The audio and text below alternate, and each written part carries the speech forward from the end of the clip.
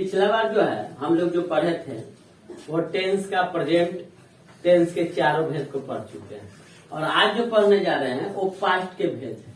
जो प्रेजेंट के भेद को अच्छी तरह से देखा समझा है वो पास्ट के भेद या फ्यूचर के जो भी भेद हैं उसके काइंड्स ऑफ है वो सभी अंडरस्टैंडिंग आराम से होते चले जाएगा। तो उसी तरह हम पास्ट को फिर एक बार डिस्ट्रीब्यूट करके आपको दिखा रहे हैं। पास्ट भी डिस्ट्रीब्यूट चार तरीकों से होता है। एक पहला जो पास्ट का होता है वो होता है सिंपल पास्ट टेंस, ठीक है ना, सिंपल पास्ट टेंस जिसको और में हम पास्ट इंडिफिनिट टेंस भी बोलते हैं, पास्ट इंडिफिनिट टेंस। दूसरा जो प्रकार होता है वो होता है past continuous tense, past continuous tense जिसका और नाम भी होता है past imperfect tense, past imperfect tense. तीसरा जो नाम होता है वो होता है past perfect tense, past perfect tense. और जो चौथा अंतिम नाम होता है वो होता है past perfect continuous tense, past perfect continuous tense. ये आपको पास्ट के खानदान हो गए एक तरह से। पास्ट का ये चार वैरायटी, जैसे प्रेजेंट का भी था पास्ट का भी हो, ऐसे ही फ्यूचर का भी होगा। नाम याद रखना बहुत सिंपल होता है, वो ज्यादा खतरनाक नहीं होता है, लेकिन इम्पोर्टेंट क्या होता है कि नाम के साथ इसकी जो पहचान है ये इम्पोर्टेंट होता है। तो इसके पहचान में आपको याद रखना है, एक पहला पहचान होता है ता था, ती थी और ते थे, पहला पहचान था। दूसरा पहचान है कि आ, ई और ए, ये आपको दो पहचान इसमें हो जाता है। इसकी पहचान की बात की जाए तो रहा था, रही थी, रहे थे, ये आपको कहने का मतलब इसकी पहचान हो जाता है। रहा था, रही थी, रहे थे। जबकि इसके पहचान में जाते हैं तो चुका था, चुकी थी और चुके थे, चुका था, चुकी थी और चुके थे। इस प्रकार से होता है। कभी कभी इसमें आ, ई और ए के साथ भी था प्लस होता है, जैसे आ था, ई थी और ए थे। इसमें भी दो पहचान, इसमें एक ही पहचान होता है और इसका भी दो पहचान होता है। एक होता है ता रहा था, ती रही थी और ते रहे थे, एक ये होता है। और कभी कभी इसमें समय सूचक शब्द अगर जुट जाता है, अक्सर आता है समय सूचक शब्द। समय सूचक शब्द जब प्लस होगा तो सिर्फ हो जाता है रहा था, रही थी और रहे थे। बोले तो मतलब जो यहाँ पर है वही आ जाता है, लेकिन इसमें अंतर समय सूचक शब्द बना है। तो इस प्रकार से सबसे पहले ये जो है ना, इसके पहचान को हमको क्लियर होना पड़ेगा कि भाई हमको पहचान क्या है। क्योंकि अगर वाक्य हम देते हैं, जैसे इसका हम एग्जाम्पल लेंगे तो एग्जाम्पल के बाद हम समझते हैं, जैसे कि मैं फल, मैंने सही होगा, मैंने फल खाया, मैंने फल खाया, यही है। इसको इस पहचान में अगर लिखना है तो इसका बदला हुआ पहचान होगा कि मैं फल खाता था, मैं फल खाता था। तो देखो यहाँ ताथा आया है अंतिम में, ये खाया, मतलब कि यहाँ आ पर जाकर स्थिर हो गया, खाया और खाता था, दोनों एक ही टेंस के उदाहरण है। थोड़ा सा लिखने का तरीका अलग अलग है। अगर दूसरा एग्जाम्पल लिख ले कि मैं फल नहीं खाता था या मैंने फल नहीं खाया, मैंने फल नहीं खाया, दोनों लिखने का तरीका अलग है लेकिन टेंस एक ही है। तीसरा अगर बोला जाए तो क्या तुमने गीत गाया, क्या तुमने गीत गाया, या फिर क्या तुम गीत गाते थे, क्या तुम गीत गाते थे। तो इस प्रकार से ये हमने अभी तीन एग्जाम्पल लिखा। ये तीनों एग्जाम्पल आंख मूंद कर आप बोल सकते हो कि भाई सिंपल पास्ट टेंस है, क्योंकि या फिर पास्ट इंडिफिनिट टेंस है। कारण क्या होगा, इंडिफिनिट। कारण क्या होगा, कारण यह होगा कि पास्ट इंडिफिनिट टेंस या सिंपल पास्ट टेंस ये आपको आ, ई, ए पर खत्म होता है और ता, था, थी, ती, थी। आप प्रेजेंट इंडिफिनिट में जाओगे तो याद आ जाएगा आपको कि उसमें एक ही पहचान था और उसका पहचान था ता है, ती है, ते है। यहाँ पर ता था, ती थी, ते थे है। तो इसका पहचान, अब इसको बनाएंगे कैसे? तो हम पिछला बार बताए थे कि जैसे हम ये 3 स्ट्रक्चर मतलब 3 एग्जाम्पल लिखे हैं, एक अफर्मेटिव लिखे हैं, दूसरा निगेटिव लिखे हैं, तीसरा इंट्रोगेटिव लिखे हैं, और चौथा जो है कि लिखे नहीं है, लेकिन चौथा जो आता है वो WH जो है कि क्वेश्चन आता है, WH इंट्रोगेटिव भी बोल सकते हैं। ये 4 और इसके अलावा 2 तैयार और कर लेते हैं। एक इंट्रोगेटिव निगेटिव ले लेते हैं तो 5वां हो जाता है, एक WH निगेटिव लेते हैं तो 6ठा होता है। यानी कोई भी टेंस में, हम पिछले वीडियो में बताए, कोई भी टेंस में आपको क्या करना है, तो 6 प्रकार के वाक्यों को समझना है। 6 प्रकार का वाक्य खत्म तो वो टेंस खत्म। जैसे मैंने फल खाया, तो इसका स्ट्रक्चर कहता है कि पहले आप क्या लिखो, आई लिखो, मैंने सब्जेक्ट है आई, और यहाँ पर एट लिख दो। ये तो एट लिख रहा है ना, ये V2 है, ये वर्ब का दूसरा रूप है, इट का V2 एट, और फल का क्या होता है भाई, तो फ्रूट होता है, आई एट फ्रूट। इसका भी इंग्लिश यही होगा, आई एट फ्रूट। मैं फल नहीं खाता हूं, तो इसमें हम डिड नॉट का प्रयोग करेंगे, सिर्फ नॉट नहीं लगाएंगे। जैसे सिंपल प्रेजेंट में डू डज लगा था, तो इसमें डिड लगता है, तो आई डिड नॉट, और अब वर्ब हो गया इट, यहाँ एट था V2 और यहाँ इट क्या हो गया, इट V1 हो गया। आई डिड नॉट ईट, और उसका फ्रूट फल के लिए I did not eat fruit. तीसरा है क्या तुमने, तो इंट्रोगेटिव है, इंट्रोगेटिव सेंटेंस है, तो डिड, यही डिड उठ के हेल्पिंग वर्ब के रूप में पहले आ जाएगा डिड, और तुमने का यू, और गीत के लिए सिंग, गाने के लिए, और गीत के लिए ए सॉन्ग। तो क्या तुमने गीत नहीं गाए, या फिर क्या तुम गीत नहीं गाते थे, ये दोनों का एग्जाम्पल, मतलब दोनों तो सेम सेंटेंस है, तो दोनों का इंग्लिश सेम होगा, तो इंग्लिश ये आपको 3 गो हो गया। इसके अलावा कहने का मतलब है कि अगर और एग्जाम्पल की बात की जाए, और तो और भी एग्जाम्पल हो सकते हैं। और एग्जाम्पल क्या हो सकता है उसको भी देख लेते हैं। जैसे कि इसका और एग्जाम्पल होगा, चौथा एग्जाम्पल ऐसे होगा कि तुम गीत क्यों गाते थे, तुम गीत क्यों गाते थे, तुम गीत क्यों गाते थे। तो क्यों अगर बीच में लग गया, तो ये क्यों लगने की वजह से, क्यों बीच में लगने की वजह से ये बन गया WH सेंटेंस। इसका क्या होता है, पहले WH वर्ड, आपको याद होगा कि पिछला बार WH वर्ड कुछ बताए थे, जैसे why, when, how, where, what, ये सब WH वर्ड है, ये पहले आता है। और तब जैसे हम इंट्रोगेटिव को अभी यहाँ बनाए थे, वैसे इंट्रोगेटिव की तरह डिड लगाएंगे, तुमने का यू लगाएंगे, और गीत के लिए, गाने के लिए सिंग ए सॉन्ग लिखेंगे। तो why did you sing a song, Y did you sing a song, तुम गीत क्यों गाते थे, या फिर तुमने गीत क्यों गाया, तुमने गीत क्यों गाया, तो उसके लिए भी Y did you sing a song. अगला ये चौथा हो गया। अब हम बोले हैं कि 5वां जो है, जिसका इसके अलावा इंट्रोगेटिव निगेटिव कहा जा सकता है, दोनों को जोड़ के, तो ऐसे बनेगा। इंट्रोगेटिव के लिए क्या, राम फल, क्या राम फल नहीं खाया, तो क्या राम फल नहीं खाया, तो क्या की वजह से तो इंट्रोगेटिव हुआ, और नहीं लग गया तो निगेटिव हुआ। तो दोनों को प्लस करके, एक साथ करके अब तब बनाया गया। तो इसमें क्या होगा, डिड राम नॉट, तब it fruit, did Ram not it fruit. अच्छा, इसको एक और तरीका से बना सकते हैं, कोई कोई ऐसे भी बनाता है, वो भी गलत नहीं होगा। डिडंट मतलब डिड और नॉट को जब एक साथ जोड़ेंगे तो क्वेश्चन टैग जो रूल को कहता है, is not isn't, did not didn't, do not don't, did does not doesn't, ऐसे बनता है। तो यहाँ डिडंट भी हो सकता है कि डिडंट राम ईट फ्रूट, आप ऐसे ही बनाओगे तो कोई नहीं काटेगा। इसमें क्या हुआ, इसमें आपको होगा क्या कि प्लस कर दिया गया, नॉट को जो है प्लस करके अतः एक साथ लिखा गया। तो ऐसे भी लिख सकते हो, ऐसे भी लिख सकते हो, ये इंट्रोगेटिव निगेटिव हुआ।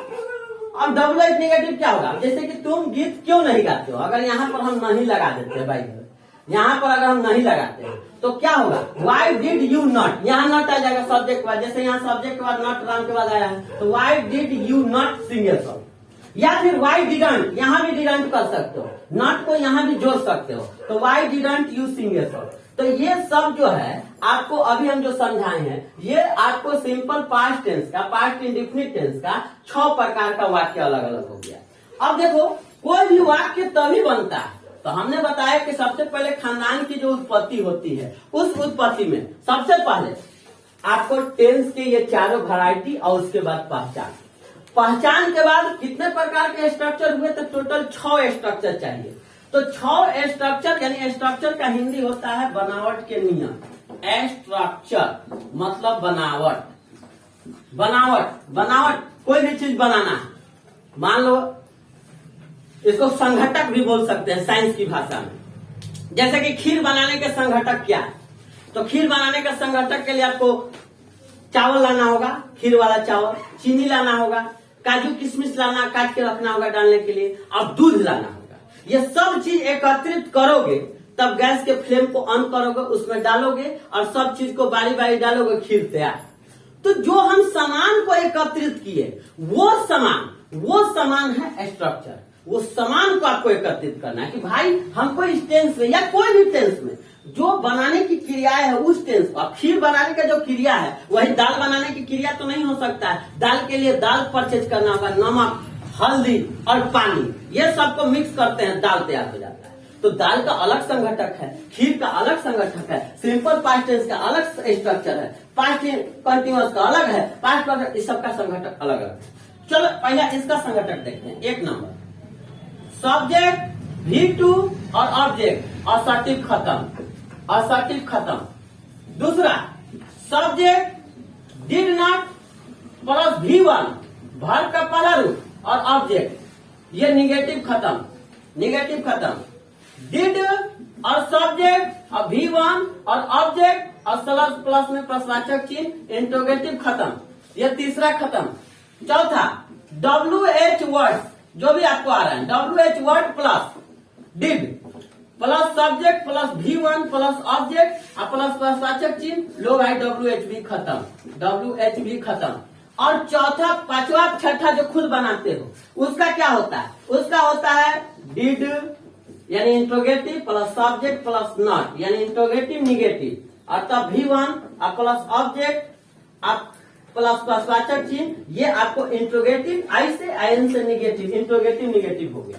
और छठा यानी कि पहले WH वर्ड हो गया, WH वर्ड लगाओ और तब डिड लगाओ, तब सब्जेक्ट लगाओ, तब नॉट लगाओ, और नॉट के बाद क्या लिखो भाई? V1 लिखो और ऑब्जेक्ट लिखो, प्रश्नवाचक चिन्ह डालो, और ये WH निगेटिव हो गया।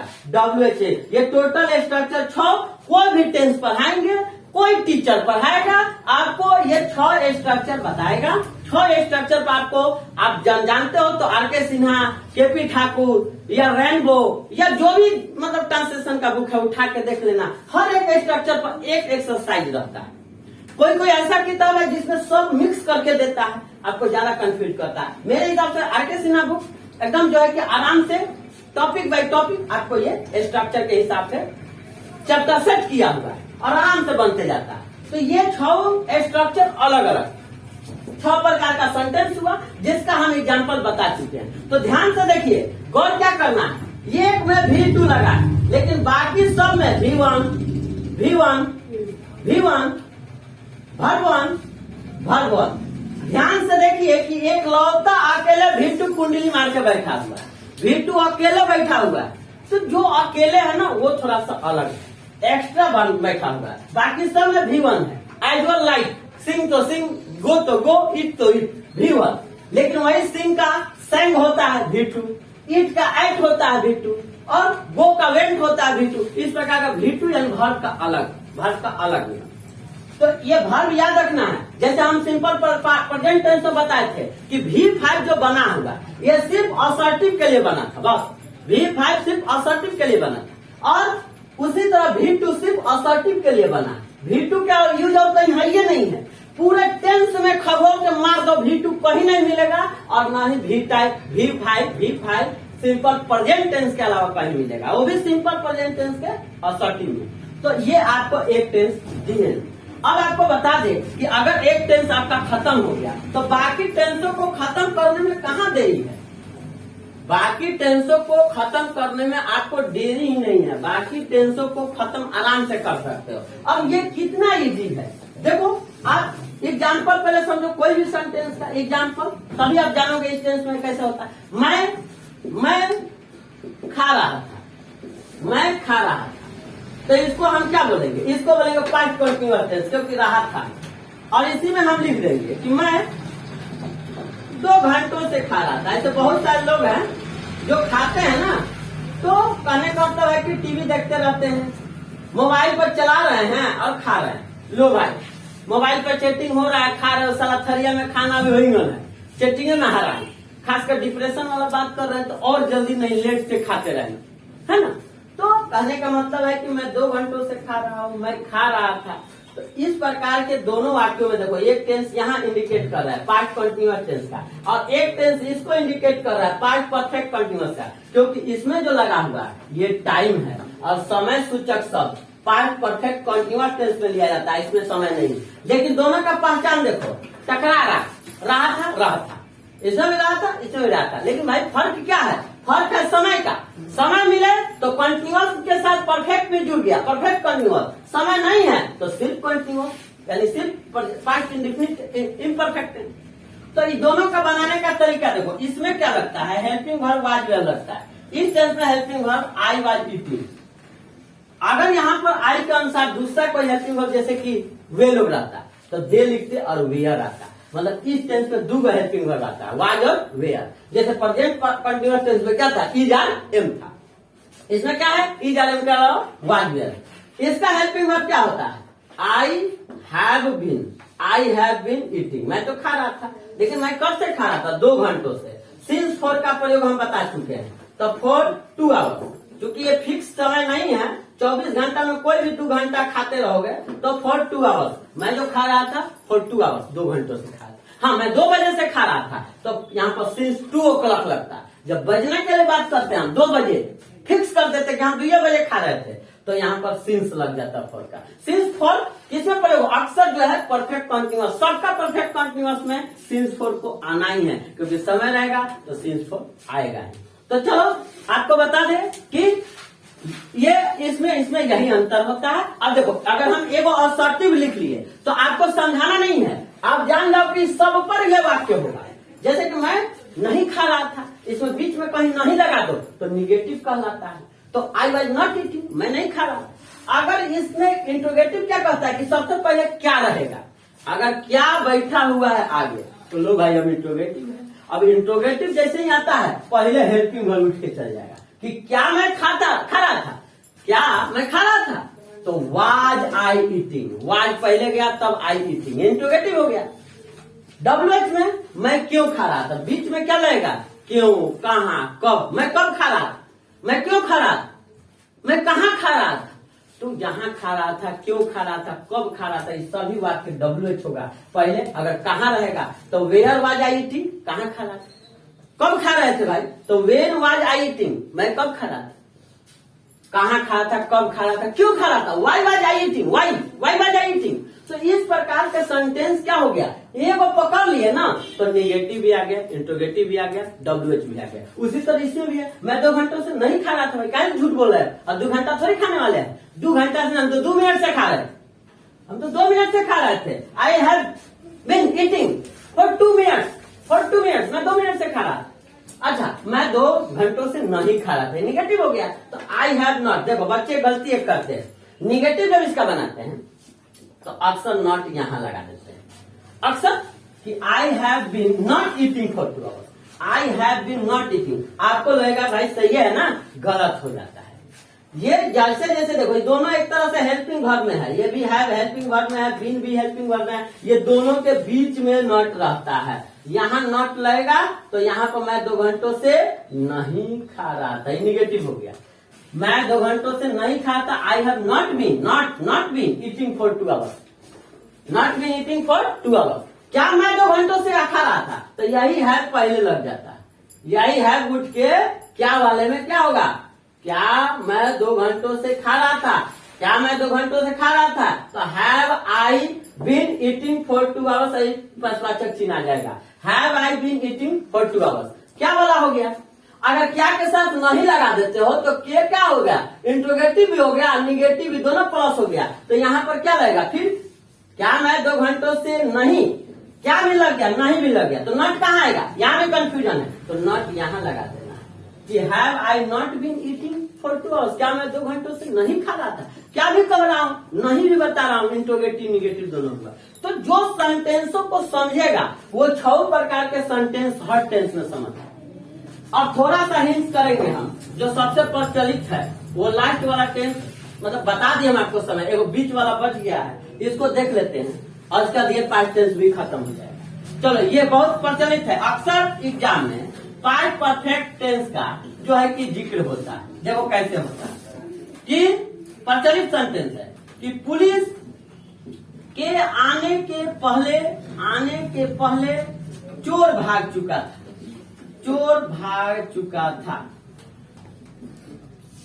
ये अक्सर जो है प्रचलित चीज है। लोग कहते हैं कि पुलिस हमेशा जो है क्राइम के बाद पहुंचती है, तो पुलिस क्राइम के बाद पहुंची है, यहाँ पर भी चोर रवाना, पुलिस कहाँ गिरो कहाँ पहुंचा। तो कहने का मतलब है कि वहां पर जो प्रयोग होगा वहां पर भी ऐसे ही वाक्य लगेगा कि पुलिस के आने के पहले चोर भाग चुका था। यहाँ पर भी आएगा, देखो चुका था, इसका पहचान आ गया, चुका था, चुकी थी। यहाँ अंतिम जब जाएंगे तहीं से पहचान होगा और वहीं से ये डिसाइड होगा कि भाई हम क्या है।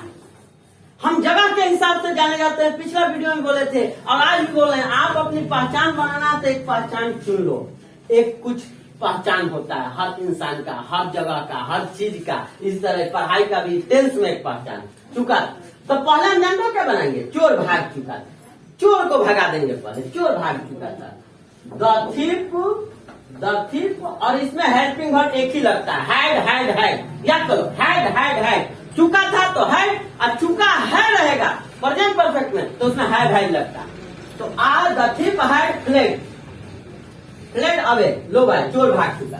लेकिन कब भागा था, पहले पुलिस के आने के।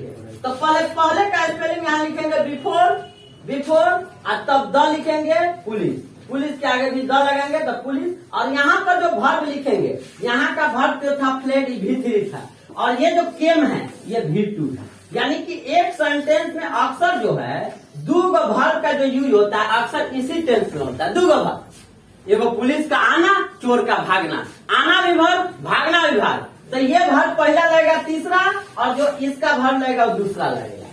और देखिए इसी पर प्रचलित समय कि पुलिस के आने के पहले चोर तो भाग चुका था। इसी तरह एक और प्रचलित सेंटेंस ये है कि डॉक्टर के आने के पहले मरीज मर चुका था। डॉक्टर के आने के पहले